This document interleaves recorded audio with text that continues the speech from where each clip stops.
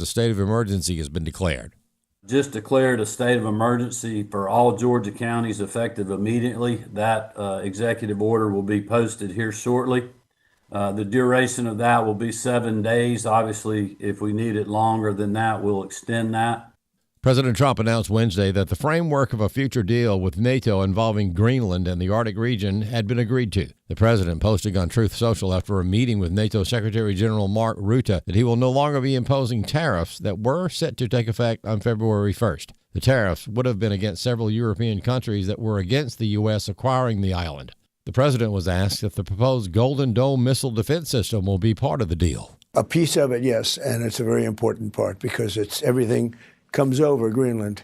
If the bad guys start shooting, it comes over Greenland. So we knock it down. A federal jury is weighing an alleged murder-for-hire case against a man accused of targeting a top U.S. Border Patrol official in ongoing immigration action. Jeff Manasso reports. The defense rested Wednesday in federal court here in Chicago in the trial of Juan Martinez. He's accused of soliciting the murder of Border Patrol Chief Greg Bovino during ongoing ICE action. Prosecutors allege Martinez unknowingly sent Snapchat messages to a government informant offering $2,000 for information on Bovino's whereabouts and $10,000, quote, if you can take him down. Jurors were shown screenshots of the messages, some that included photos of Bovino. Defense attorneys call the messages neighborhood gossip and not a real plan to harm anyone. A jury could get the case today. Law firms have a request for the Federal Court of Washington, D.C. Chris Woodward explains. First Liberty and the ACLU want the U.S. District Court for the District of Columbia to strike down the Washington Metropolitan Area Transit Authority's restrictions on issue and religious ads as violations of the First Amendment. First Liberty attorney Jeremy Dice. Our client, Wall Builders, talks about America's religious history, and they wanted to advertise in D.C. about the religious background of the founders of our nation. So they submitted an ad that had the word Christian ? Overlaid of Washington praying outside of Valley Forge, and another one where the famous painting of the Constitution being presented to Congress, very famous painting that hangs in the United States Capitol. And in both of those instances, the ads were rejected. When attorneys began going over the information, Dice said it seemed as though the Metro did not know how to apply its own policy.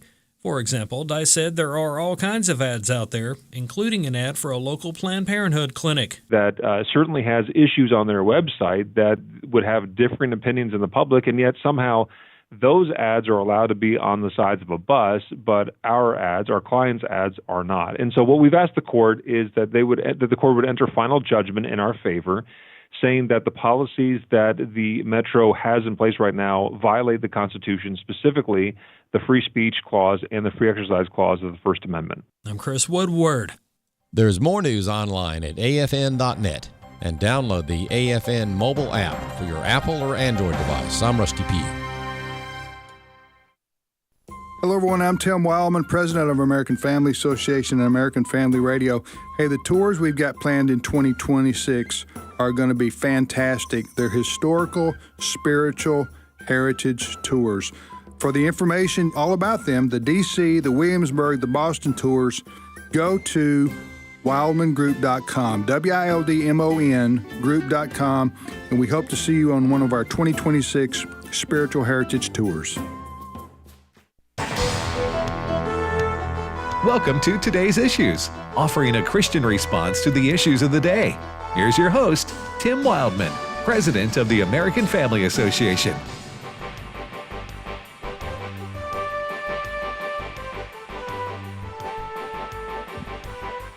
Hey, good morning, everybody, and welcome to Today's Issues on the American Family Radio Network. Thanks for listening to AFR. I am Tim Wildmon, as the announcer just told you. And in the warm, cozy studio with me right now is Fred Jackson. Good morning, Brother Fred. Good morning, and that's going to feel so good. If we miss that storm, we're going to talk about it. All right, Chris Woodward's in here. Good morning, Brother Chris. Good morning. And Brother Ray Pritchard. Hey, what's up, Tim?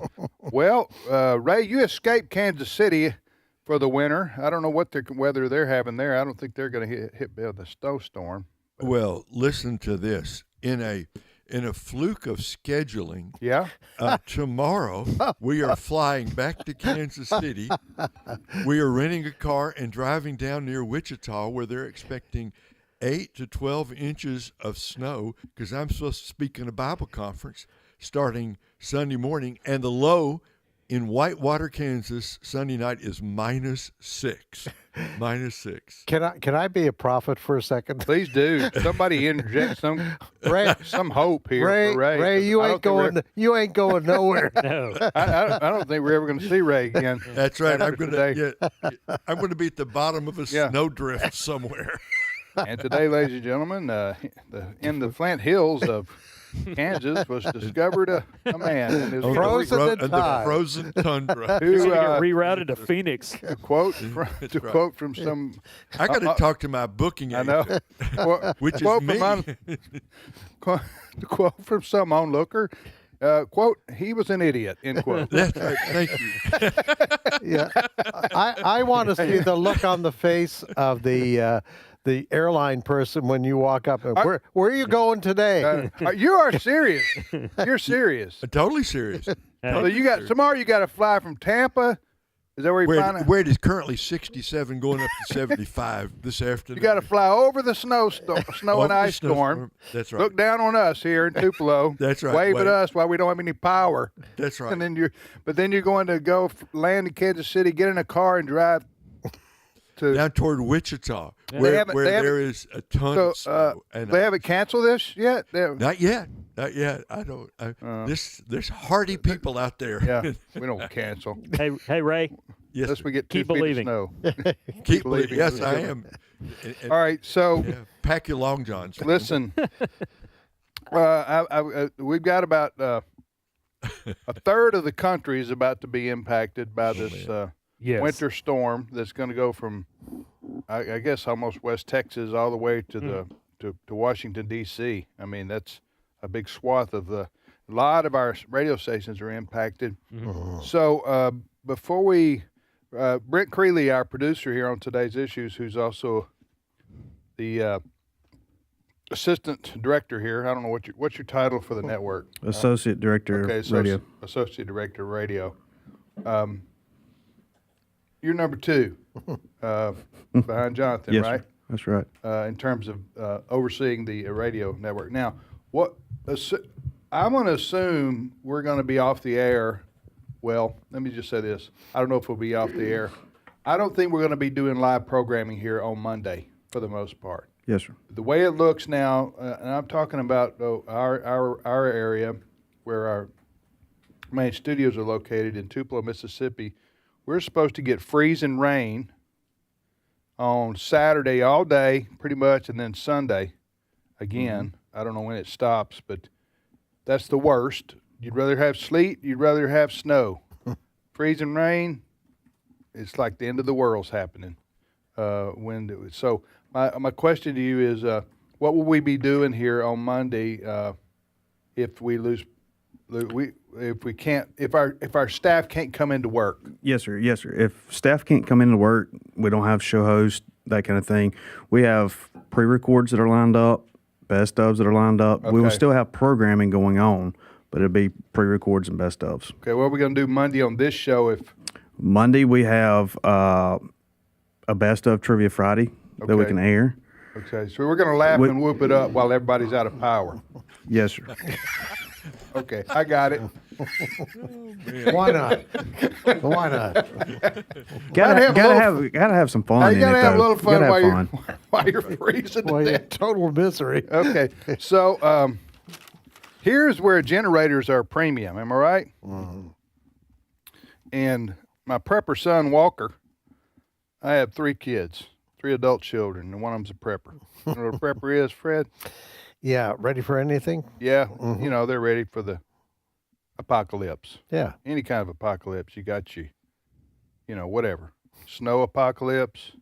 You got your, what do you call it when the dead people run around in your yard? Zombie? Oh, the zombie apocalypse. Yeah, the zombie apocalypse. We got the zombie apocalypse. So he's prepared for any kind of apocalypse. Uh-huh. And he's got a generator. I should have told him because now his neighbors are listening. And he wanted it to be, you know, a secret. You know what I'm saying? That way you don't have to share with others. Well, now you've told the whole in nation. the good Christian spirit. Don't like to give the address on the air. I don't want to, so the whole neighborhood comes over to my house because I was the only one willing to spend $3,000 on a generator, and they want to use my buddy burner now. Okay, I got it. All right, so we'll hopefully this won't be as bad as they're saying it could be, but you got to plan for the worst. And I was not here in 1994 in the Tupelo area, but I've been told stories. It was, in a word, awful.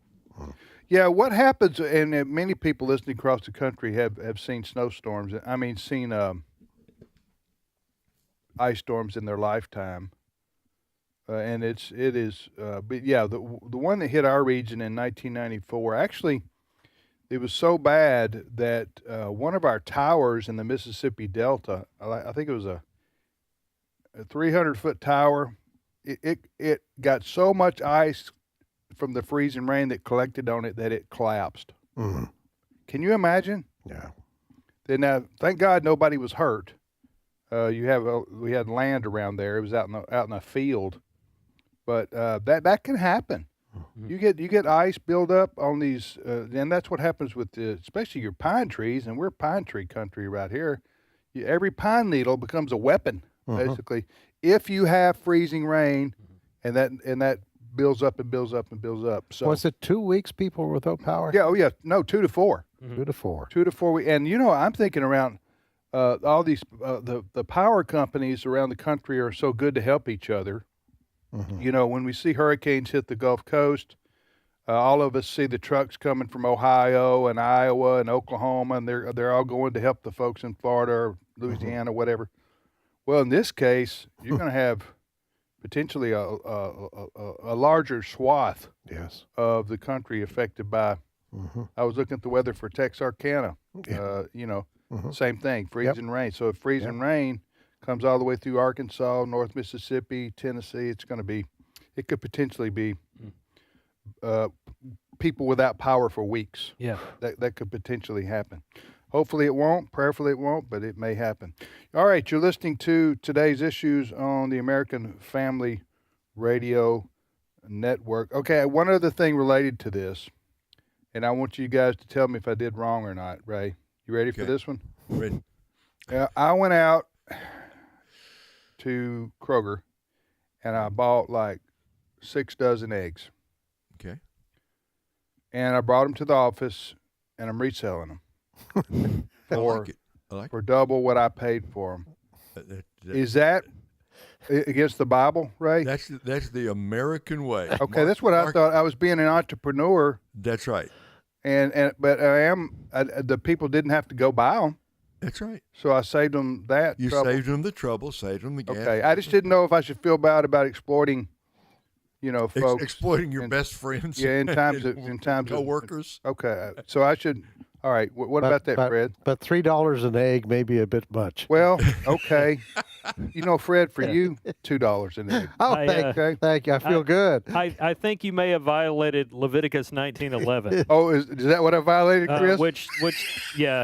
I was wondering about that when I was buying them. Yeah. Am I going to violate Leviticus? So modern translations of Leviticus 19:11 and 13 tell us, do not steal, don't deceive, or cheat one another.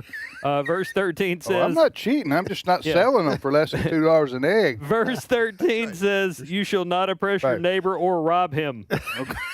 Okay. Well, that's a pesky verse. I know.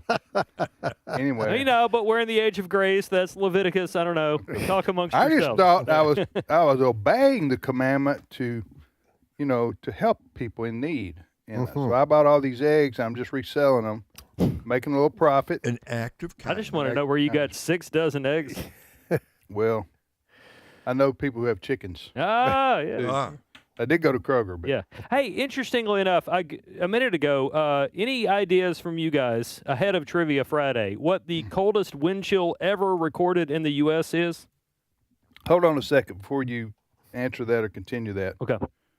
Are you talking about the continental United States or are you talking about Alaska? Continental United States. Okay, you're asking me what the coldest wind chill ever recorded in the U.S. Wind chill ever recorded? Yes.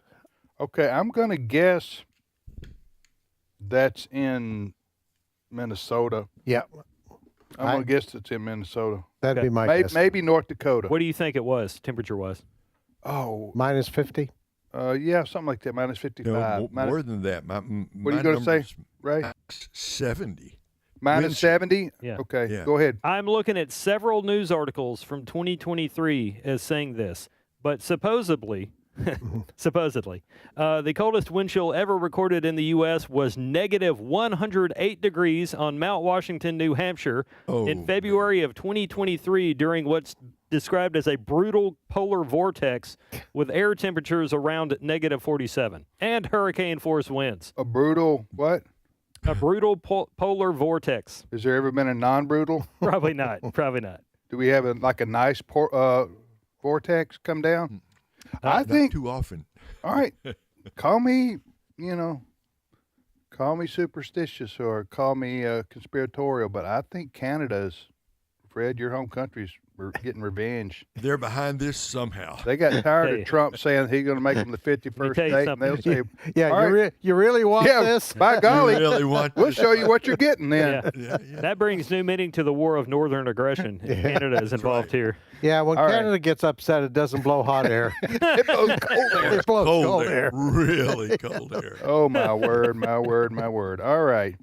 Okay, so you are listening to today's issues on AFR. Chris, what's our first story? Yeah, just before our day started here at the AFA headquarters, Attorney General Pam Bondi said a Minnesota woman who led that anti-immigration enforcement protest that disrupted a service at a Baptist church in Minneapolis has been arrested. Pam Bondi made the announcement on X. The lady arrested is Nakima Levy-Armstrong, who has done various media appearances in recent days, claiming that she did nothing wrong when she and other people busted up in this Minneapolis Baptist church and caused some havoc. We can play that audio now. It's clip 9. That was said in the beginning. We did not rush into that church. And I do want to correct something that was said in the beginning. We did not rush into that church. We actually went and sat down and participated in the service. And after the pastor prayed, that is when I stood up and asked him a question in response to his prayer. And then he responded to me. And then I proceeded to ask him about Pastor David Easterwood and how is it possible for him to serve as both the pastor and the director of ICE for Minnesota. And instead of responding to me, as soon as I said the name David Easterwood, the pastor says, "Shame, shame." And that is when I led us in chants, "Justice for Renee Good" and "Hands Up, Don't Shoot." So I want to clarify that. We didn't rush in. We didn't bust in. We were a part of the service until I got up and posed that question to the pastor. The federal government says otherwise. Yes. Well, what's she being charged with? She'll like to be charged under the FACE Act, the Freedom of Access to Clinic Entrances Act. Yes, it does primarily have to deal with protesters outside of abortion clinics, but Republicans agreed to pass this bill if they include it in the FACE Act, disrupting church services.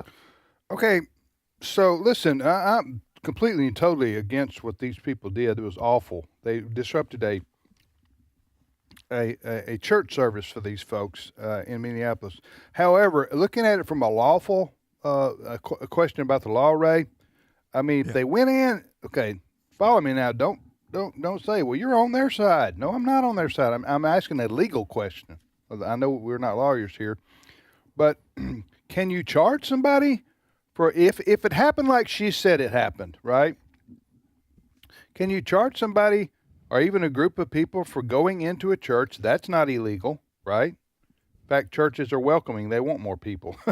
You go in, you sit down, and you don't disrupt the service. Okay, you're not up there taking over, shouting, pushing. You know what I'm saying? Got a megaphone or whatever the case may be. Mm-hmm.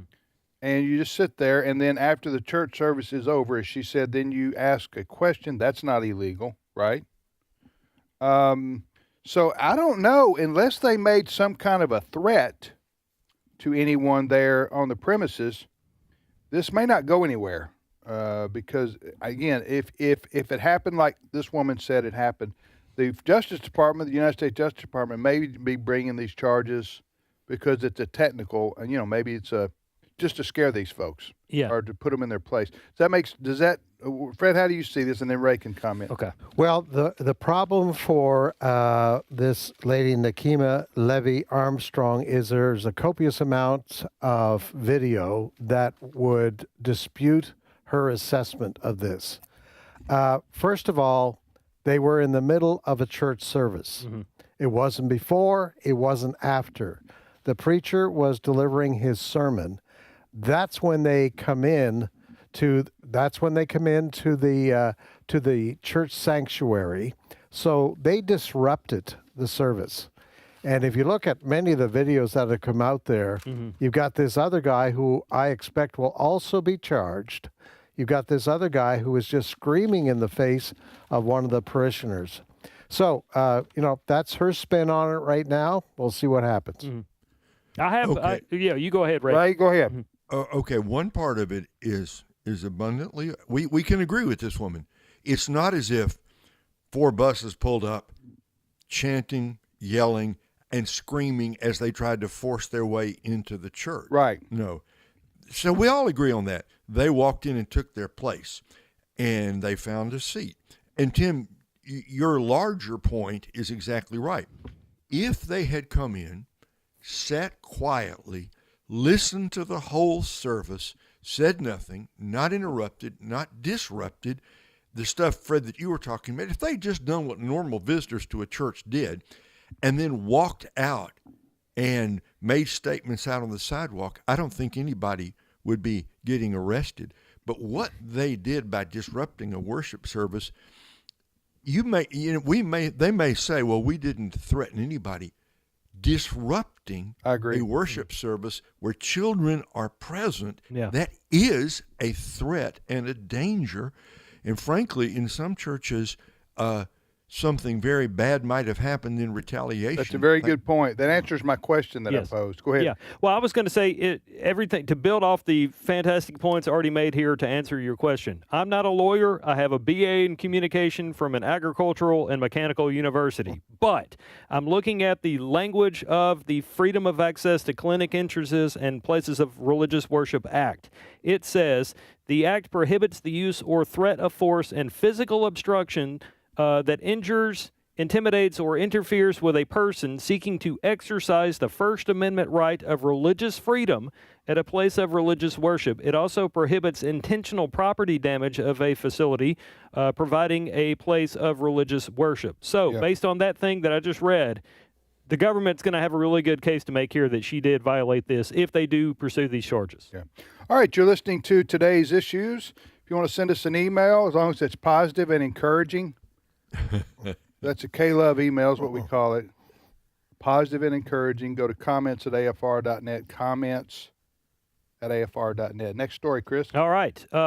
From Minnesota to Greenland, a place that some might say has Where a similar is it colder climate. today, Chris? Minnesota or Greenland? I don't know, but I could take the rest of this show to thank you and Fred for not sending me to do a live report in Greenland like Fox's Lucas Tomlinson yesterday. God bless him. Who was in Greenland? Fox News? Yeah, Lucas Tomlinson. He does national security stuff for Fox News Channel. Great reporter, and he was doing live cut-ins from Greenland. Was Greenland preparing for our invasion? According to his news report, because prior to what I'm about to talk about, this framework, and I'm using air quotes, Lucas had talked about how the Danes and other European countries had sent troops over there. The Danes? The Danes. Oh, the Danes. Yeah, not Dames. Okay. I misunderstood. It's amazing. One letter, N-M. Yeah, well, we're Danes. The Danes. Anyway, Danes. So President Trump, he's got this framework of Greenland up there. And this was news that broke yesterday. It really drove the rest of the news cycle for us on AFN. What broke, Chris? Well, President Trump announced what he called a framework on a deal involving Greenland. Okay. And that resulted in a lot of people going, well, I need more details and stuff like that. President Trump did do a TV hit with Fox's Maria Bartiromo to talk about his framework, and I'm using air quotes because that's the term that keeps being put out there. Here's the president himself, clip one. It's really being negotiated now, the details of it, but essentially it's total access. It's there's no end. There's no time limit. A piece of it, yes, and it's a very important part because it's everything comes over Greenland. If the bad guys start shooting, it comes over Greenland. So we knock it down. Now, if you're wanting more information, it's still to come because we're all questioning what exactly this framework Fred, is. what is this? What's President Trump talking about there? Well, the big news first was that he's not going to take Greenland by force, Right. which he has led people to believe. Yes, he has. That what he believed in. That was the big news first. Secondly, what it appears is that President Trump in that interview with Fox said the Golden Dome that he's talked about, in other words, weapons from originating from space, that the Golden Dome will cover that portion of Greenland that he feels is necessary to stop the Russians from shooting at us. So there's going to be a greater military presence beyond the Golden Dome. There is going to be a greater U.S. military presence in Greenland than we have right now. All right, it sounds like to me that President Trump, okay, so he did threaten to use military Yes, to take over Greenland. He did. Because he said, we're going to have it. yes. And you're telling me he went to Davos, this World Economic Forum. He gave a speech, and he said, I'm taking that back. We're not going to do that. Right. But then he goes on this TV show and says, we got everything we wanted anyway. That's what I heard. Yeah. Is that what you heard, Ray? That's right. Yeah. I mean, He got what he wanted without firing. So he didn't have to fire a weapon, and he's got everything he wanted. Wow. The art of the deal. That's pretty amazing. And but would Greenland and Denmark say he got everything he wanted, or are they going to say no?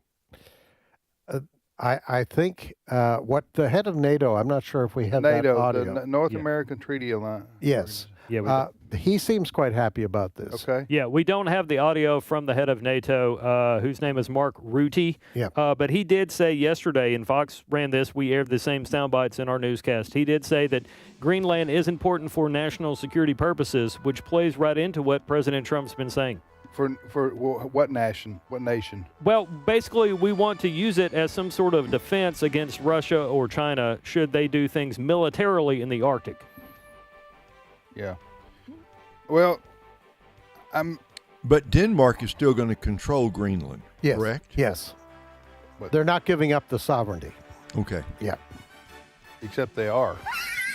According to Trump right there. We'll control the water. They can have the land. I don't know. Maybe they're going to work out some kind of deal, right? Short of us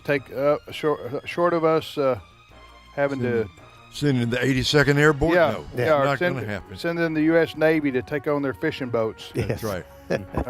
All right. Well, maybe it'll all work out for everybody. We can all sing Kumbaya. There you go. We'll be back. made a deal. We'll be back momentarily.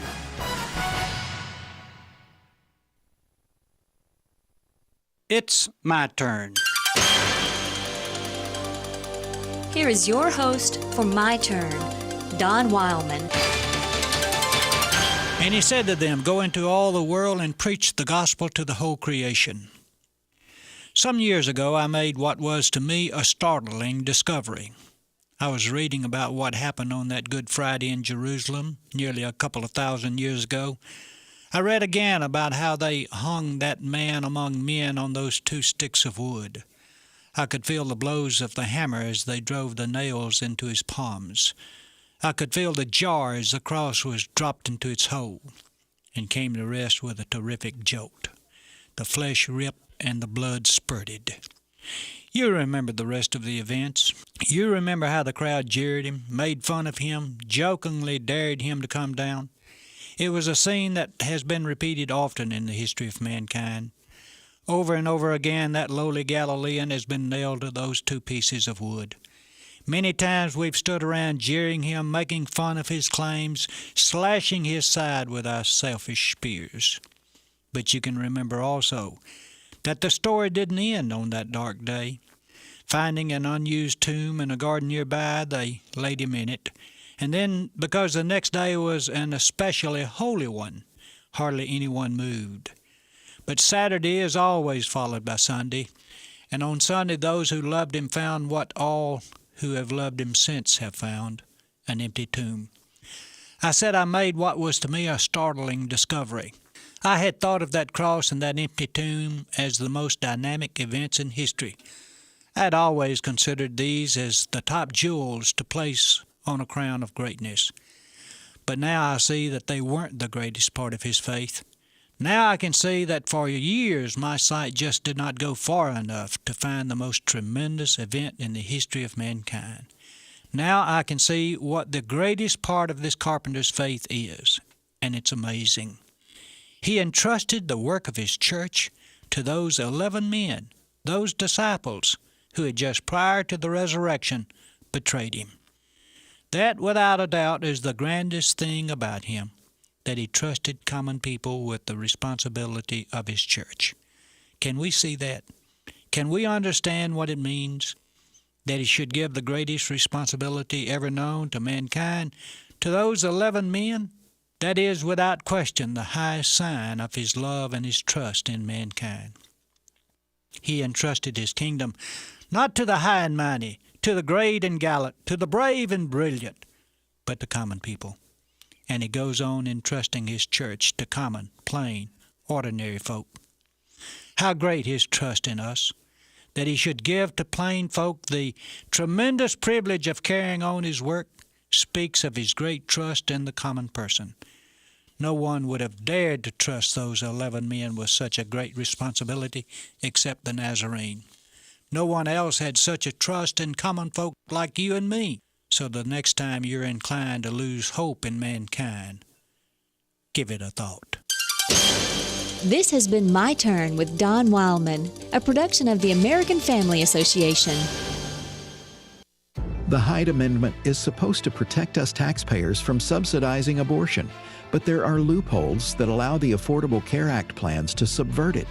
That means your plan and millions of other people's plans could include abortion coverage, or at least indirectly support that evil industry.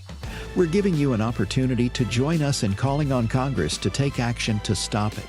Visit afa.net/activism today. afa.net/activism. Anna, California.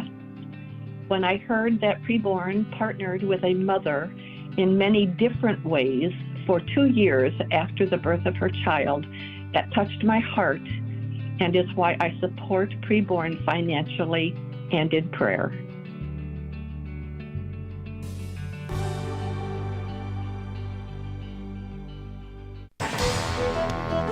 This is Today's Issues. Email your comments to comments@afr.net. Past broadcasts of Today's Issues are available for listening and viewing in the archive at afr.net. Now, back to more of Today's Issues.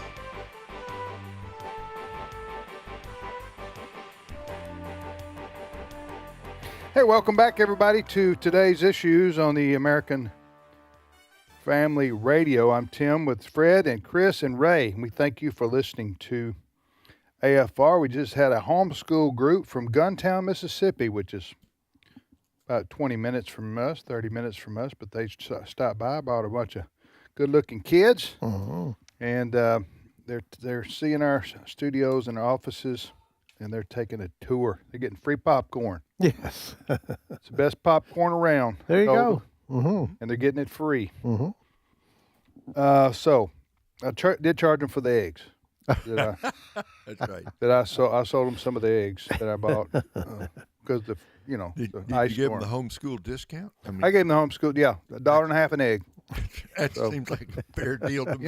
Hey. Made it a math lesson. I think you're supposed to take advantage of people when they're desperate. That's what, if you look at the book of Hebrews. Am I right, Ray? Hezekiah 7:14. There it is. All right, people, for you literalists out there, do not call me. Please. Do not email and say that is wrong of Tim to do that to other people. That's the TWV. Okay, so I'm just kidding. All right, calm down. All right, so let's see what's next on the itinerary. Well, on the agenda, you've been hearing us this week promote preborn, and we've been doing this for years and years. It's, folks, we're pro-life here at American Family Association and American Family Radio. Unashamedly pro-life. We believe what the Bible teaches and what science teaches, and that is that human life begins at conception. And God says it's worthy of protection because God cares about each human life. So that is why we're pro-life. The baby, the baby will be born if it's not killed. You have conception, a sperm and the egg, biology class, 6th grade, right? Sperm and the egg unites, life begins. Mm-hmm. And that life will be born as a baby to that woman if it's not killed. Yep. Killing the baby in the womb is a sin. Okay, it's immoral, and it's taking the life of an innocent human being.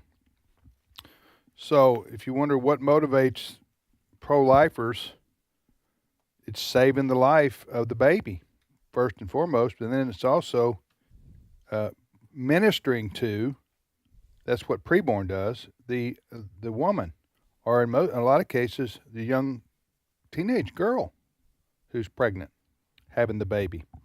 And so, you don't need a law. We don't need the Supreme Court to do anything. We don't need the government to do anything to do pro-life ministry like preborn does, and AFR supports their work, and we have for years and years. Joining us is a gentleman who started preborn, who God gave the vision for preborn, and that's Dan Steiner, who's the president and founder of preborn. Dan, good morning to you. Joy to be here, Tim. Thanks for the opportunity. Did I have you pegged right? Aren't you in Indiana? Yes, sir. Frigid, Indiana. It's going to be 1 below here this weekend. Ooh, 1 below. That's right below 2 below. You see what I did there, Dan? See what I did there? Yeah, that was not funny, but appreciate your courtesy laugh there. Anyway, one below's right below 2 below. You get that, Fred? I got that. Yeah. All right, so Dan, That's a joke. So. when did preborn start, and where did you get the name for the ministry? It started 20 years ago. This is our 20th anniversary, Tim. We're celebrating, having a big to-do throughout the course of the year here, with a goal to give every clinic in America that needs a new ultrasound this year. We're going to just celebrate in that way. But 2006, and it started out originally as Mission Preborn, and then one of your programs, a guy by the name of Dan Cilia, kept calling it preborn. He wouldn't say Mission Preborn. So I thought, hey, that's easier to write anyway, and it really gets right to the point. So then we truncated it to preborn. So here we are. And how long have we been affiliated with you guys? I was asking Sarah. I'm thinking it's probably going on 10 years here at least, Tim. Wow. So how many, I know you're just guessing. I'm just going to ask you to not holding you to the exact number, obviously, but over those 10 years, listeners to American Family Radio have made contributions to help preborn in your work. How many ultrasounds have we provided, would you say, our listeners? 1,000, 2,000, 3,000? Tens of thousands. Tens of thousands? Absolutely. Wow. Without a doubt. No exaggeration. Okay, so let me get this right, just to be elementary here. I know many people already know this, but so somebody listening right now, for example, wants to make a gift of $100. Okay, that lets you, preborn, provide 3, almost 4, not completely because it's $28 for each ultrasound. That almost provides 4 ultrasounds. So each ultrasound is potentially saving the life of a human, of a baby, because the mother is watching the ultrasound, and that's the hope that we have, that will convince her to give the baby up for adoption or keep the baby. Is that right? Mm-hmm.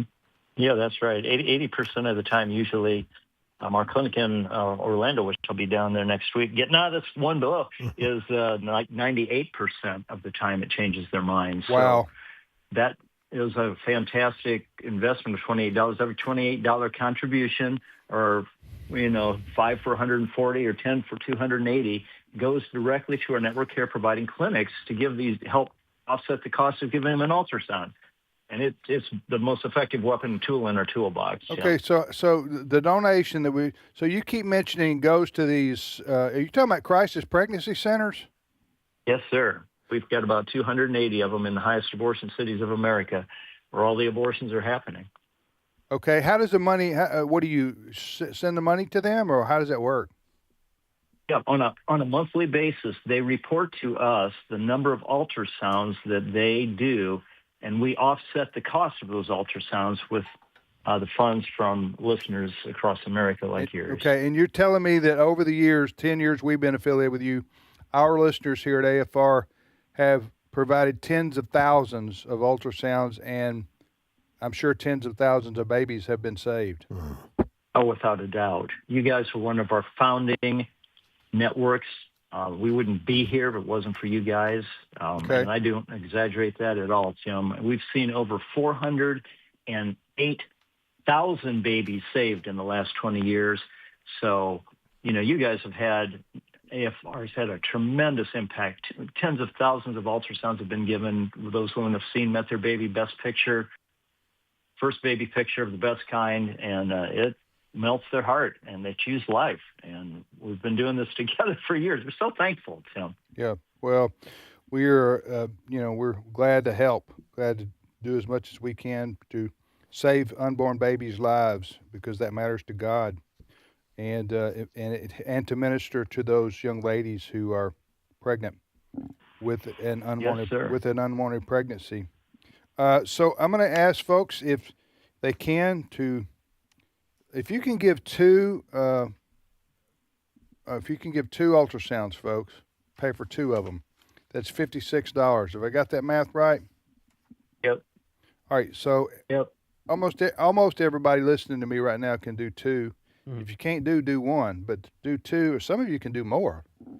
But two ultrasounds, potentially saving two unborn babies who would otherwise be aborted, is $56, right? Yeah. Yes. So I'm going to give you the phone number. Where does this phone number call, Dan? That goes to your operation, actually, Tim. Okay, Dan, couldn't you do better without embarrassing me there? Just say I'm not quite sure, Tim. Anyway. No, you guys have provided everything, the broadcast and the call center. I thought I knew the answer to that, but I've not called it, this particular number. That's why I wanted to make sure. Well, you're sitting in the office. Yeah. Thank you. Just pour salt on the wound, Dan. That's okay. Yeah. Go ahead. I'm just kidding. All right, here's the phone number, folks. And this dials a number we are providing here at AFA and AFR, right, Chris? Yes, sir. Chris, why don't you dial that number right now and see if that's correct right there. 877. Use that cell phone right there. Will do. 877. Okay. 616-2396. See who answers it. See if Dan answers it or who answers it. There, right there. Wait for it. Wait for it. And we're waiting. It's a talk amongst ourselves. Did you get a... Actually, it's an automated message from Ed Vitagliano.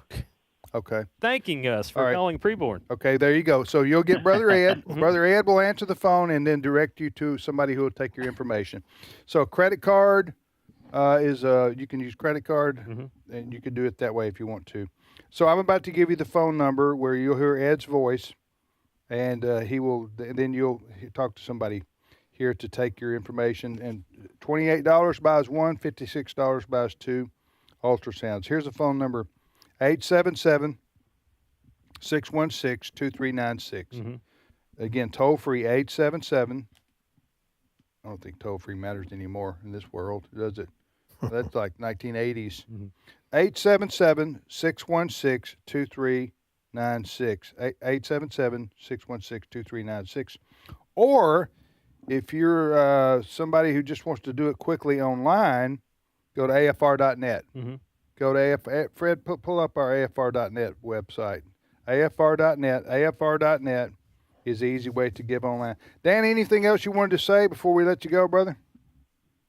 Well, on this 20th year, we're going to try to stand up a national network, Tim, to fight against online abortion, which is now 68% of abortions are done by the pill in woman's home.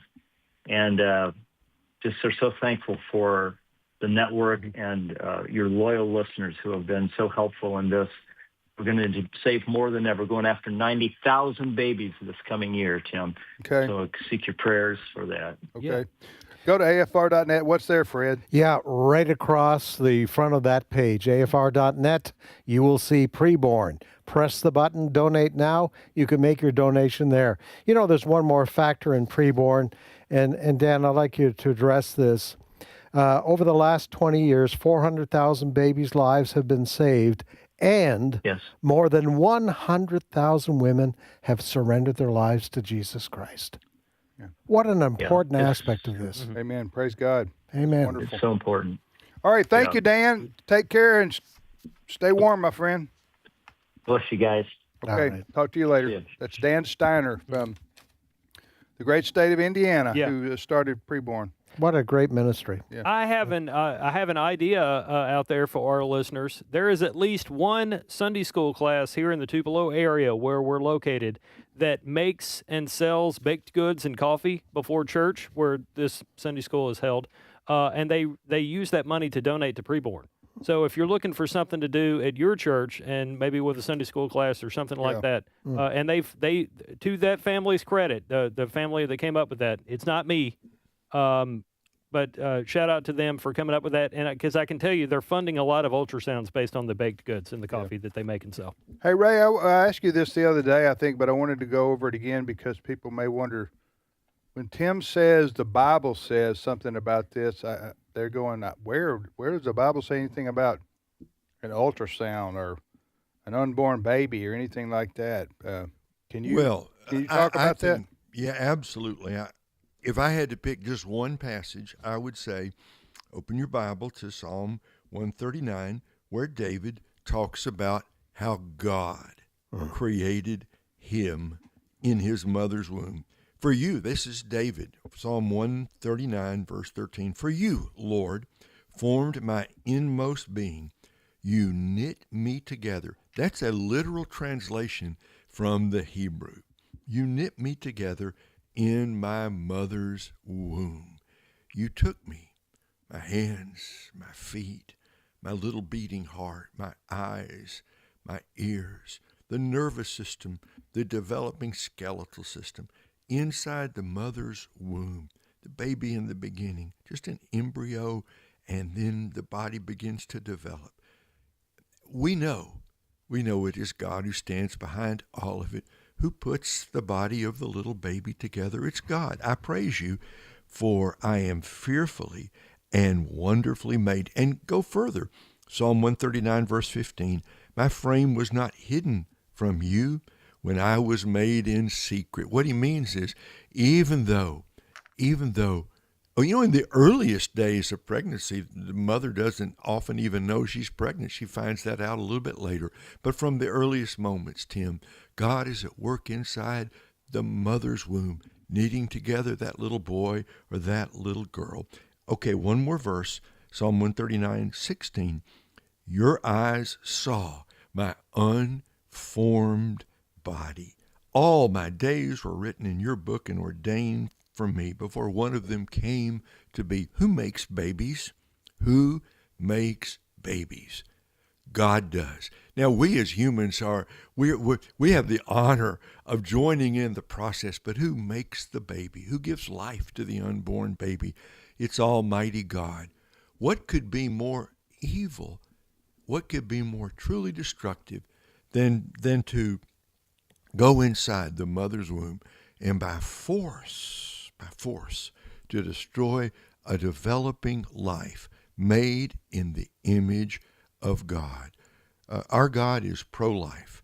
Therefore, if he is our God and our God is pro-life, we are pro-life too from the very moment of conception. Amen, brother. Amen. All right, you're listening to today's issues on American Family Radio. That was Ray Pritchard giving us the biblical reasoning behind the pro-life cause, basically, why Christians support pro-life and are against abortion. All right, Chris, what's the next story? Well, Erica Kirk and Turning Point USA have launched what they're calling a Make Heaven Crowded tour, and organizers say it's necessary because of all the spiritual warfare going on in our country and world, quite frankly. I'm going to do this in 2 clips. Let's begin with this one. It's Erica Kirk talking about the Make Heaven Crowded tour, clip 14. And so for us, when we got married, we wanted to be very intentional about how the Lord would use our marriage, and so we wrote down goals for our marriage. And one of our goals was to always spread the gospel. And attached to that at the top, it was spread the gospel, make heaven crowded. And that was our thing. I wanted to take that piece of slice of heaven from that memorial for my husband and bring it to everyone around this country. Now, one person already weighing in on this is our brother, Dr. Frank Turek, frequent guest of this program and has programs on AFR. Frank was brought on to Fox and Friends to comment on this. Clip 15. Isn't it amazing that she sees her husband brutally murdered and she doesn't start a riot, she doesn't start a protest, she doesn't somehow try and tear down other people or tear down the government? What she does is she starts a series of worship services because she knows eternity is more important than anything that goes on here right now. And she wants people to know that the way you get to heaven is to trust in what Christ has done because he lived the perfect life in our place. I mean, she is amazing when you think about this. Just 4 months ago, and she's starting worship services. Meanwhile, the left is disrupting them. What a great line That at is. the end there. Yeah, that was Frank Turek, our good friend there, commenting on that. Erica Kirk, is it? So it's been 4 months. That's a short 4 months. Yeah, it was in September 10th. Oh, since he was okay, September 10th. Okay, what's going on with the trial of the alleged killer? Well, lawyers for the alleged killer, they were in court last week trying to get the prosecution dismissed because one of the prosecution lawyers has a relative that happened to be at the rally where Charlie Kirk was assassinated. And most legal experts say, well, that argument is not going anywhere at all. Of course, they've been arguing they don't want cameras in the court, all kinds of things to delay this. And Erica Kirk the other day said, listen, there were all kinds of cameras on when my husband was assassinated. Why can't we have cameras there? And let's get on with this trial. Now, she has stated publicly she has forgiven the young man who is charged in that murder, but she wants justice done. And right now, a lot of people agree with her that justice is being delayed just because of these tactics being used by these defense lawyers. Did the alleged killer say, has he said anything publicly? In other words, has he said I did it or I didn't do it, or has he not said? There's been a not guilty plea, and people may find that hard to believe because he wrote notes. The suspect wrote notes basically admitting to this. There's also a video of him getting off the top of that building. Yes, yes. But they're going to try to use technicalities, which is what defense lawyers do. So when you plead not guilty, doesn't mean you didn't do it. You're trying to get a lesser sentence. That is correct. I guess. Yeah. All right. You're listening to today's issues. Next story, Chris. Well, I meant to mention this a moment ago. It was great that we had Dan on to talk about preborn because today is the anniversary of the U.S. Supreme Court ruling in Roe v. Wade, which of course was overturned by the U.S. Supreme Court back in 2022. Obviously a landmark decision that impacted generations of Americans, still impacting families today. And I bring all that up because tomorrow is the National March for Life in Washington, D.C., which is the annual. Yes. It's always held around the anniversary of the ruling, and even though weather is going to be a factor in parts of the country, thousands of people are still expected to show up for the National March for Life event. Lord willing, if the Lord tarries, and we're all here tomorrow, we are going to have some coverage for AFN radio. You know and something print. we don't know? Chris? I always voice it that way. That's the CWV. Just because we don't know when the Lord's going to return, and I don't know what the weather's going to be like. Do you say that every day? Pretty often. If the Lord tarries. If the Lord tarries. I should probably trademark it and put it Just on a like T-shirt. to use the word tarry, don't you? Yeah, I do. Yeah. I stow it away for certain occasions. Anyway, well, we that annual March for Life in Washington D.C. is a big event. Yeah. Usually tens of thousands of pro-lifers from around America converge for that. And did you say that Vice President Vance will be there? Yes, Vice President Vance has been confirmed. Speaker Mike Johnson is going to be there. He's appeared at other March for Life events as well. A lot of lawmakers, celebrities are going to be there, pro-life, sports activists. A lot of people are going to be there giving speeches ahead of the march, and there's actually going to be a pre-rally concert from the Christian group Sanctus Real, which many of our listeners are probably familiar with. I wonder what the weather is in D.C. tomorrow. I'm going to look it up. Probably going to be 20. This year, although it's always cold at that March for Life, right, Ray?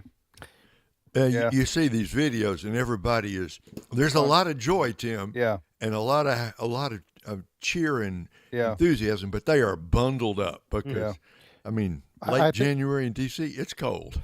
It's going to be cold, but this system that we've been talking about is not really due to arrive in the Washington area until Saturday or Sunday. Okay. So they probably can get this in tomorrow. Yeah. Okay.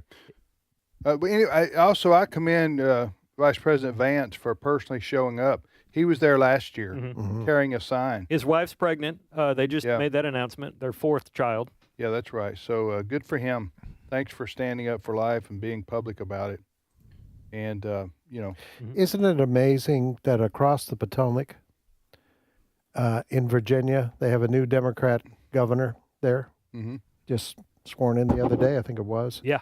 One of the first things they did, they're going to have a referendum. Yes. This fall, which would include abortion up to the very point of birth. Because of a so-called constitutional right to abortion. What a difference. Well, that's the Democrats in Virginia. Yes. That's just shameful. Used to be safe, legal, and rare, and now it's do it whenever you want. Right. I tell you what. You don't want to stand before God one day and say, my cause was abortion until birth. Yeah. That's scary thought.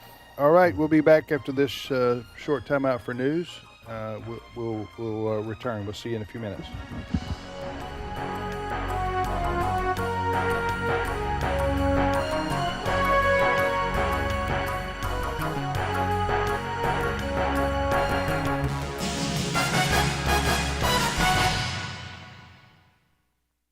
The views and opinions expressed in this broadcast may not necessarily reflect those of the American Family Association or American Family Radio. Faith, family, freedom. American Family Radio. Do you know the largest unpaid and untrained workforce in America? It's not in a factory or an office. It's the 65 million family caregivers. And if that is you, I understand the journey you're on. Peter Rosenberger has been a caregiver for 4 decades. He's the host for Hope for the Caregiver, Saturday mornings at 7 Central on AFR. This is American Family Radio, a listener-supported ministry of the American Family Association.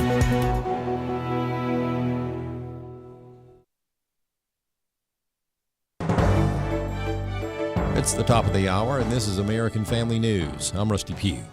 Winter weather is going to be a big problem across much of the U.S. this weekend, with bone-chilling cold, snow, and crippling ice.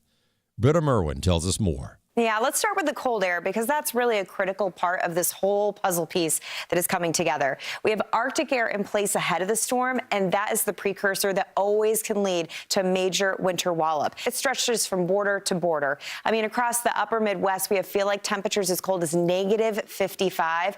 We have a winter storm watch that stretches from Arizona all the way to New York State. This is a huge stretch of more than 30 states, but the ice is one to watch. With crippling ice accreting more than a half an inch, we're going to have power outages. And unfortunately, we have cold air behind this storm. So we're looking at a prolonged amount of time where you could be without power. The alleged ringleader of the mob that attacked a Minnesota church has been arrested, and the DOJ says a second person has also been arrested. The first arrest was a person named Nakima Levy Armstrong, a known Black Lives Matter agitator. Fox News legal analyst Carrie Urban says these people are about to learn a hard lesson. DOJ is not messing around here. I have to say, it takes some guts to do what they're doing, and I personally think they're doing the right thing based on my observation, just me watching the video and knowing the federal statutes that are potentially at play. You can't interfere in a person's constitutional right, and this is a fundamental right of freedom, right? Religious freedom. We know this. President Trump announced that the U.S. and NATO have agreed on a framework of a future deal for U.S. access to Greenland. Lucas Tomlinson has more from Greenland. Here in Greenland, President Trump says it's critical to deploy the Golden Dome missile defense system to plug those gaps in America's defense system here in Greenland. If the bad guys start shooting, it comes over Greenland.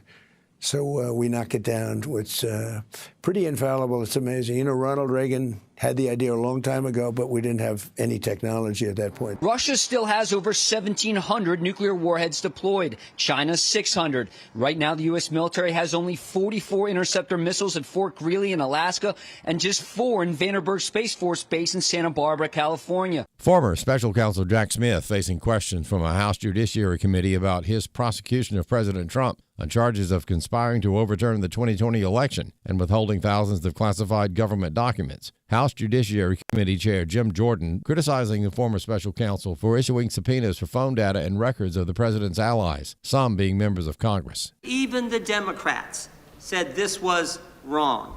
But of course, we shouldn't be surprised. Democrats have been going after President Trump for 10 years. Brandeis University is planning to host an ICE surveillance activist during an upcoming so-called Immigration Justice Week. Brandeis University in Massachusetts is preparing to host its Immigration Justice Week from February 2nd through the 6th. Zachary Marshall of Campus Reform explained Jonathan Paz is scheduled to speak there. Who is a U.S. congressional candidate and is an anti-ICE activist working to pretty much help people obstruct ICE proceedings and investigations. Marshall explained Paz has also done things to help people report ICE through a hotline when agents are out trying to find illegal aliens. And I think this issue in this event is not a matter of free speech. It's a matter of political honesty, which I think the left is severely lacking when it comes to the immigration debate.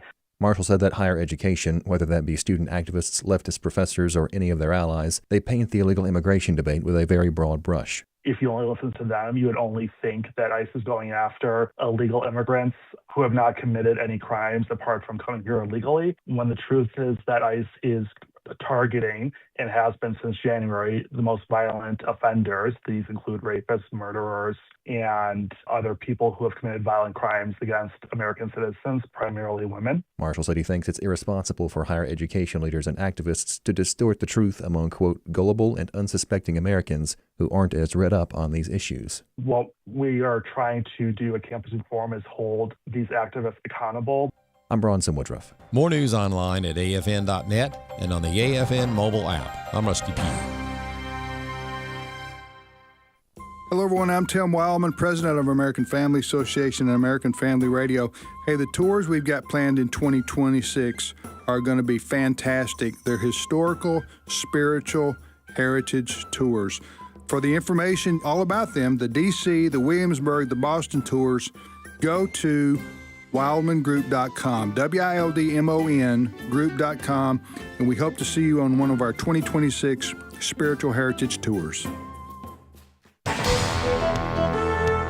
Today's Issues continues on AFR with your host, Tim Wildmon, president of the American Family Association. Hey, welcome back, everybody, for the last 24 and a half minutes of Today's Issues. That's the show you're listening to here on American Family Radio. We're here every Monday through Friday. Actually, Friday we take a break from the depressing news and we just have fun and play trivia.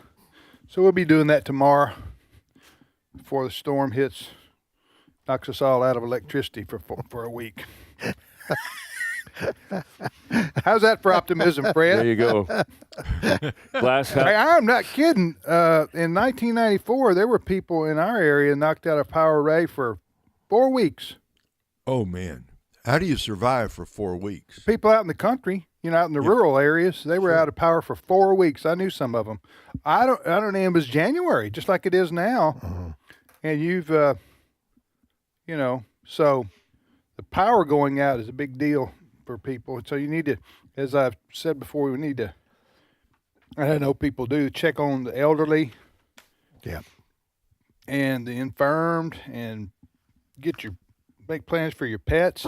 I know people already think about these things, but it helps to remind folks, especially people to go, the elderly. Mm-hmm. What if they get power out for a week? Are they going to be up? You know what I'm saying? I know. Help them prepare now, today. Yes. Yeah. Do the best you can. Yeah. Okay, we've got breaking news, Ray. What is it? What do we got? Ray, Fred, and Steve, y'all don't even know this. No. Because I have the scoop. Okay. President Trump has just announced the what do you call it? The framework? The framework for a deal with Greenland? Yes. He's announced he's trading Minneapolis. Oh. He's trading Minneapolis for Greenland straight up.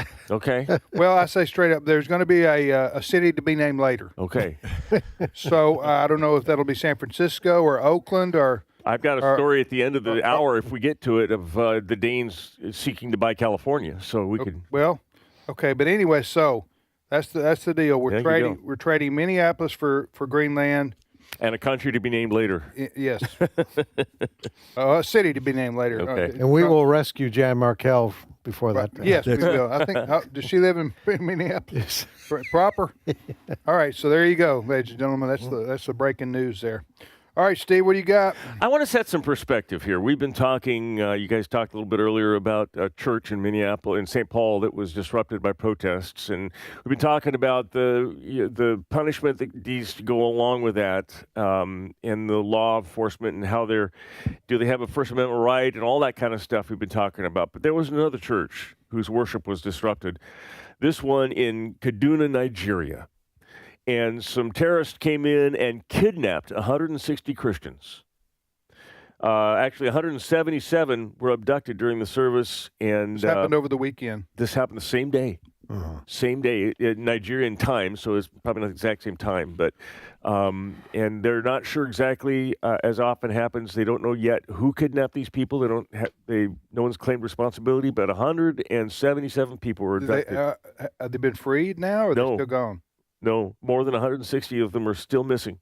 All right, Ray, and you've mentioned this before in Nigeria. Have you been to Nigeria? I have been to Nigeria, yeah. Okay, so when we read a story like this, where 177 people, in the past, in a lot of these African countries, you have a very aggressive, hostile Islamic, I don't know what you want to call them, warriors? Terrorist groups. That's a good word. And they attack Christians all the time on an ongoing basis. Christians have to deal with this. And sometimes it's encapsulated in a civil war. So the religious aspects isn't talked about. But I don't know if you know who's to blame here, but tell me, in Nigeria, I've got more of a question about this. Yeah. Yes, sir. I mean, to kidnap 177 people. Yeah. 168 still missing. Yeah. I think like about 9 of them or so escaped. First of all, this didn't happen overnight. This involved a lot of planning by some bad guys somewhere. And Steve, you got to have a pretty big force behind you to to take 168. A couple of people with guns walking into a church with worshipers. I don't know that you'd have to actually have all that many resources to get. Well, okay, but you got to have the trucks to get them. Yeah. I'm just. You would have to prepare for this. I'm just thinking this isn't this. Oh, let's go down there and bust up this church. Somebody was sending a real message. We don't want you or your religion in our country. There are a couple, this has happened several times. Nigeria's kind of been a hot spot. And talking with Todd Nettleton, who's the spokesperson for Voice of the Martyrs, sometimes it is a Muslim terrorist group who's trying to send a message to Christians, you're not welcome here. They will kidnap them and maybe disappear them. You never hear of Christians kidnapping Muslims, though. Isn't that weird? But sometimes it is literally just people going in and looking for ransom. It has nothing to do with religion and everything. True. They just go and they start sending ransom notices and everything. So both of those things happen. We don't know what this is. Who is the group Boko Haram, Ray? That is one particular brand. Now they are clearly Boko Haram. Clearly, they are Islamic terrorists. They're like ISIS or Al Qaeda. Yeah, that's a good word. That's a good. And they're spread. They're not just in Nigeria. They're in other countries in Central Africa as well. But they have found a haven in northern Nigeria. Roughly the way to think about Nigeria is the northern part heavily Muslim, the southern part heavily Christian. It's that central region, the Plateau State, Jos, and areas around there where it's partly Christian and partly Muslim, where a lot of these awful events are taking place. So yeah, the Boko Haram, they are the bad guys of the bad guys. We don't know that it was, in this case, we don't know if Boko Haram was involved. And also in talking with Todd Nettleton, Ray, the incidences are heading further and further south. Wow. We're seeing places which used to be fairly safe now at risk. Well, it seems to me, Steve, that cannot happen without somebody in the government either knowing about it or being paid off or turning and looking the other way. Robbery in Africa? Well, it could happen. Yes, it could happen. It would be highly unusual. I mean, and it's a scary thing, Steve, if you're talking about these terroristic activities, these kidnappings coming into the southern region, which is traditionally heavily Christian area. Yeah, it's just they keep pushing further and further south. All right, the Democrats are. Let's not mistake ourselves into thinking that they are neutral on these ICE raids. Democrats are all for the ICE raids. They encourage official Democrat politicians are encouraging Minnesotans to get out there with cameras and get in the way of ICE and break the law. I want you to listen to California Democrat Ted Lieu, who was talking about what he wants to see Minnesotans do. Cut 13. American people have the First Amendment right to observe ICE operations. The American people have the First Amendment right to peacefully photograph ICE operations. The American people have the First Amendment right to peacefully film and live stream ICE operations. Donald Trump has sent ICE across the country to try to intimidate people and communities in various states. And the people of Minnesota said, no, we're not going to take it. We will not yield. We will not bend the knee. And every time ICE engages in what appears to be abuse, more Minnesotans show up. Every time ICE and Border Patrol engage in what appear to be unlawful actions, more Minnesotans show up and observe, film, and live stream ICE. And this is so important because the evidence that is being gathered can be used in future years. And while this administration might not prosecute ICE officers or Border Patrol officers for violating federal law, a future administration can do so. The statute of limitations for most federal crimes is 5 years. Okay, that was Ted Lieu. Is he a congressman? Yes. From California? Yes. Okay, my question is, I didn't hear him, and maybe he did give this, I didn't hear this. Did he give examples of ICE engaging in illegal activity? Oh, no, that's what he's claiming.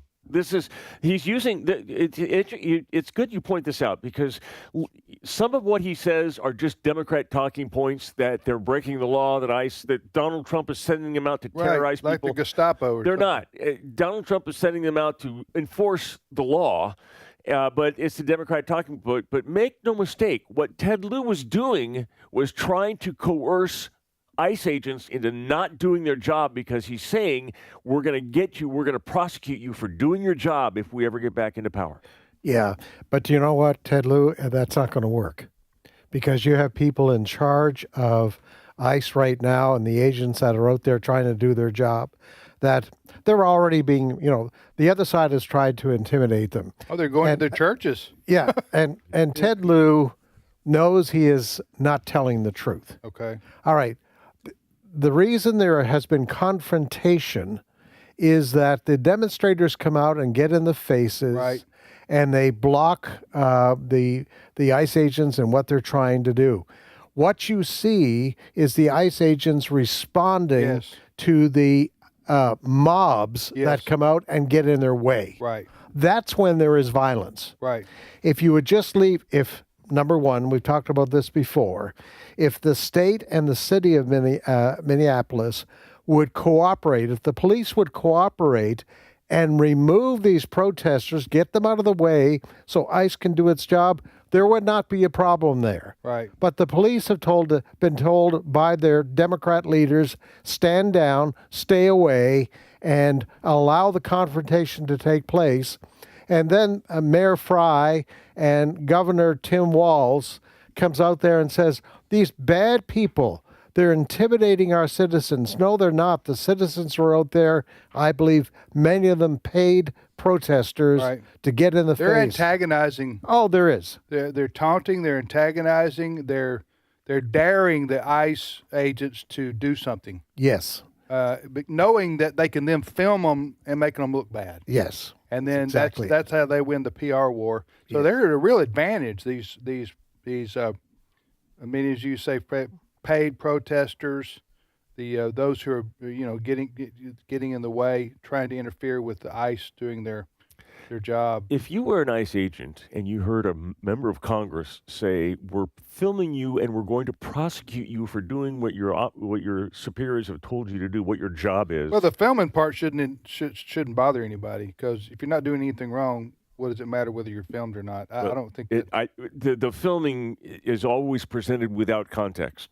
The worst parts of it are presented, and it makes... Here's the bottom line problem. We've talked about this before, is that the Democrats, by their words and deeds, not all of them, but a lot of the Democrat Party and Democrats, like this fella here, they don't have a problem with illegal immigrants coming here by the millions. They want them. Mm-hmm. That's a sharp dividing line between people who are for law and order and for border control, and that we have a right to control our immigration system. These people don't. I mean, it's kind of stunning to say this. They don't believe it. They believe everybody ought to be able to come here and stay here and they don't care if they're drug dealers. They don't care if they're human traffickers. They don't care if they're child abusers. They don't care. They're protecting them from the ICE getting to them. They don't want any enforcement of our immigration laws. Now that's stunning for people to hear, but that's the position of a majority of Democrats. Now they may not say it exactly like I just said it, but their actions and their words otherwise show whose side they're on. This ICE agent the other day, I don't know if we still have this or not. There was an ICE agent who was so a car. This is in Minneapolis. A car pulls up to an ICE agent. The ICE agent pulls his ski mask down enough to talk to the individual. They look like they're about 6 or 8 feet away from each other. And it's two people in their cars, the ICE agent and this person filming with their cell phone, and they're filming what he's saying. And I'm not sure if the person. No, I know. So the person's filming is they're against ICE, okay? And the ICE agent pulls his ski mask down enough for him to be able to talk coherently, and you can understand what he's saying. And you can see his face, and he says, "We're here to arrest a child rapist. Do you hear me? And what you people are doing is interfering with our work, which will, that's who you're siding with. You're siding with the child. We're here. He told them why they were there and what they were going to be doing. And they were there to, and these people were instead blocking them from getting to this, what the ICE said. Yeah. Did anybody else see that video? Did you see it, Ray? Yeah, I did. Yeah, I don't think we ever caught it to bring it in here, but yeah, I've seen that. To your point, Tim, Donald Trump came out and addressed the media in the briefing room the other day, and he brought with him a bunch of mugshots of some of these people that are being arrested. And I just want to give you a little bit of a sense of what that sounded like. Let's listen to Cut 18. They're apprehending murderers and drug dealers and a lot of bad people. Boy, these are rough characters. These are all criminal, illegal aliens that, in many cases, they're murderers, they're drug lords, drug dealers. They're the mentally insane. There's some of them who are brutal killers. They're mentally insane. They're killers, but they're insane. Now, to talk about protecting these people, there is seemingly a competition on The View to see who can be the least intelligent. And at this point, Sunny Hostin is clearly in the lead. This is what she had to say about that particular incident. Cut 12. I thought what was so distasteful and disgusting, quite frankly, was the fact that he was holding out pictures generally of black people and of brown people and calling them predators and calling them rapists and calling them murderers. You know, to the world, the president of the United States, there is no data that says that those people are rapists and criminals. In fact, if you look at whatever data that we have, 70% of the people that ICE has detained don't have criminal convictions. Yeah. Don't have any criminal record. Did we know about those individuals? I couldn't tell. I was watching it live. You couldn't tell, but I'll tell you, if he defamed somebody, they better sue the president of the United States, or they better sue somebody. Apparently, Sunny Hostin wants a call from the President of the United States personally to say, I'm going to put this is the data behind this, because these were mugshots. These were police mugshots of criminals that he was holding up, and Sunny Hostin saying, we don't know who these people are. What does brown or black have to do with anything? Because everything's about race with these people, Tim. Obviously, the majority of people immigrating here illegally from Central and South America are going to be brown. Yes. That's not a, or from Somalia, black. That's not a shock. No, but she wanted to portray Trump as being racist. She wants to make it a racial thing. She wants to make Trump not whether these people are truly bad people. It's you shouldn't be showing brown or black people. And the fact that she says that we don't have any data. What, do you want him to personally call you and tell you? I mean, yeah, that's stupid. What do you want other than I a agree mugshot? with you. She wins the stupidity award. You're listening to today's issue. Next story, Steve. All right. That one got you a little worked up. Yeah, just a bit. I'm going to calm down here with another story. Yeah. Our group here with Monica Cole, 1 Million Moms is putting a warning out to all our listeners, and she is saying to beware of PBS Kids. Now, this is not the first time that 1 Million Moms has warned about PBS Kids. There's a show there. What is PBS Kids, for those who don't know? PBS is the public broadcasting system. And Sesame Street people. Right. And one of the programs is Sesame Street, but they have a whole series of programming for children. Okay. One of the programs they have is called the Odd Squad, ODD Squad, as play on the Mod Squad, I suppose. It's about, and I have what this is about, are young government agents, Olive and Otto, use math to investigate strange occurrences in their town. Well, what were the strange occurrences that these people investigated here? It happened to be a homosexual wedding between two women under the Eiffel Tower, and Monica Cole wants our listeners to know probably not a good idea to expose your kids to PBS. What's the name of the show on PBS? The Odd Squad. Okay. You can read more about that at 1millionmoms. 1millionmoms.com. Yes, 1millionmoms.com. Yeah. 1millionmoms.com. But, you really have to be careful today. That's a good warning. You have to be careful today about all the children's programming across the board, not only, PBS, but other channels, that show. You can't just leave kids parked in front of the TV anymore. You better know what they're watching. Yes. Okay, now some shows you have a good reputation, and pretty solid, and they've never entered any kind of social engineering, so to speak. But PBS, is this British? Is that a British show or No, it's an American show? It's a U.S. show. Congratulations to the Trump administration for saying we're not going to fund it anymore. Yeah. Taxpayers have been giving money PBS. So to PBS to put this kind of garbage out there. Yeah. Yeah, they shouldn't be. No children's program should be promoting LGBTQ stuff. Children. First of all, children. Whatever you think of the LGBTQ movement, children aren't able to process that lifestyle and that behavior. You don't want to. You're a 7-year-old talking about homosexuality. Yeah, good night. Nobody wants that.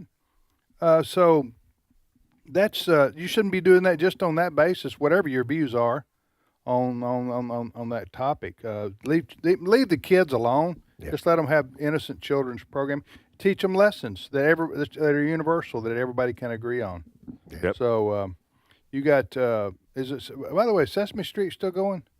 I don't know if they're making current. Ray, do you know? I don't know. What about I don't. What about the electric company? No, I think that's gone. The electric company. I watched that when I was in second grade. Huh? Ray, you know what I'm talking about, Ray? I watched the Jetsons. I mean, that was educational TV. And we're living out the Jetsons. And we're today. living out the Jetsons. That's right. The Jetsons meet George Jetson. That was, yeah. Yes, Sesame Street is still being filmed. It's currently in production in season 56. And by the way, look up the electric company and see if that's still on. I don't think that is. The Sesame Street has been infiltrated by some of this messaging too. By the way, look up the electric company. See how long they lasted. Do you know what I'm talking about, Fred? I do. I remember that. Electric company. Ray, you know what I'm talking about? I've only heard of it. I remember it. I remember. You remember it, Steve? I do. It was like Sesame Street, not as popular, but. What about Rocky the Flying Squirrel and Bullwinkle? The electric company is still being filmed, it says. How long has it been on? The Electric State is currently in production with the electric company. How long have they been on? I think they used to have Morgan Freeman. I don't know that this is the same one. Maybe it he was on Sesame Street. It's currently in production. Filming taking place in Atlanta, Georgia, is set to be released on Netflix. Additionally, the electric company is being filmed in New York City, aimed at improving literacy for children. There you go. What was the show you asked about, Ray? Rocky the Flying Squirrel. Okay. Those. All right, type in, see if Rocky the Flying Squirrel's still on, Steve. That was a whole... that back in the 60s. Rocky and Bullwinkle. That Rocky and Bullwinkle, right? But was it called Rocky the Flying Squirrel? I can't remember. It was called Rocky and Bullwinkle. If you're under 50, you have Rocky no was idea the flying what I'm squirrel. talking about. Bullwinkle was a moose. That's right. And remember, they had a whole series of great that was a great animated shows. Rizzle, drazzle, drazzle, drone. Time for this one to come home. I was, I am familiar with that one, but I was Fred, do you know that one? Did they have that? What was the one that said, "Hey, boo boo"? That's that was Yogi Bear. Yogi Bear. Yes. Hey, boo boo. And Bugs Bunny was my favorite. Bugs Bunny. I love them. Did nobody here watch Huckleberry Hound? Boris and Natasha. That's right. Huckleberry Hound was a good one to watch. Roadrunner. Remember? Roadrunner, yes. Yeah. Well, now we've all revisited our childhood. That's right. Yeah. And they didn't try to sell homosexuality on those. Right. No. Thank you. Huckleberry Hound never talked about that kind of stuff. No. All right, neither did Yogi Berra. No, hey, that's boo-boo. right. Hey, boo-boo. Yogi Berra was someone else completely different. Yogi Berra. Yogi Bear. I'm Yogi talking Bear. about Yeah. Yogi Bear. Right. Yogi Bear. All right, we'll be back tomorrow with Trivia Friday. JJ and Ed be here tomorrow, and I'll be here. See you back here then.